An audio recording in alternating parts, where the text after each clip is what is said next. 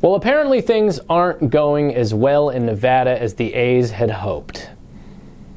An article in the Nevada Independent just came out today saying they have 34 days to get to legislation. They're running out of time. What happened? They just made this announcement. How are they already running out of time? Well, every other year, Nevada has a legislative session. They need to pass laws in that session. The A's are asking for $500 million from Nevada. Lobbying Clark County, trying to get a stadium deal done there, a $1.5 billion stadium. And if they don't get it done, it will require the governor to step in and create a special session. But first, let's just rewind back to the big headline of the day.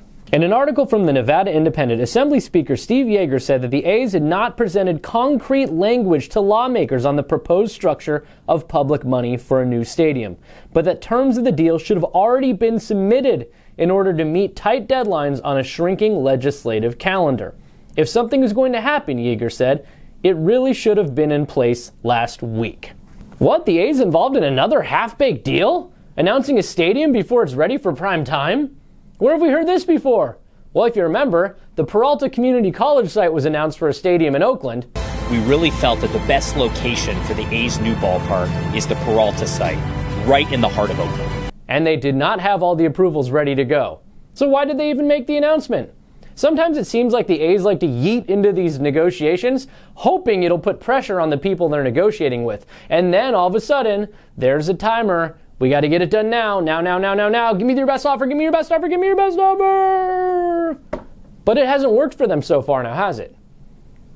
When they announced the land purchase agreement in Las Vegas, it forced the mayor to pull back from negotiations in Oakland, leaving the A's stuck with Las Vegas or bust. I think that has spectacularly backfired because they were pretty close at Howard Terminal. Now they're in Nevada. All chips in, and things aren't going well. The article continues. If approval for the package does not come through, the team could withdraw from the agreement to purchase the stadium site. There hasn't been a concrete plan that's been presented to the legislature, Yeager said, and I read in the media too. It seems like every story talks about it in a different way. So in my mind, until there's some kind of concrete ask, there's really not much to discuss. Wait a minute. The A's had a binding land deal in Las Vegas, right? How could they just back out? Well, in truth, it's really just a land purchase agreement. They've agreed to purchase this land, but if they don't get the legislation they need, that $500 million, they can actually walk out. So this isn't a really binding deal now, is it? Also in the article, Governor Joe Lombardo's chief of staff, Ben Kekeffer, said, I think it would be our preference to see it happen before the legislation adjourns. So the A's are up against the clock. They need to get a deal done now. They're trying to install maximum pressure, but they've lost their leverage in Oakland.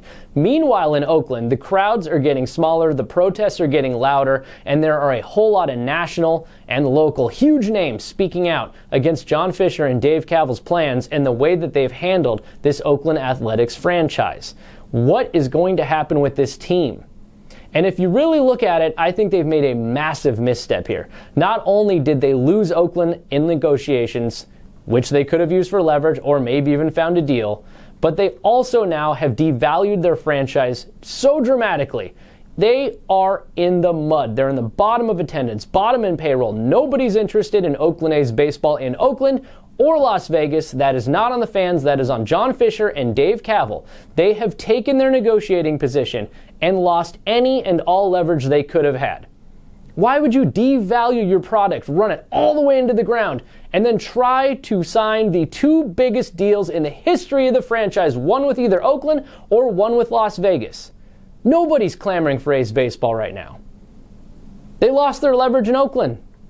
None of this is how you should be negotiating a deal that is supposed to save the future of this sports franchise. None of it.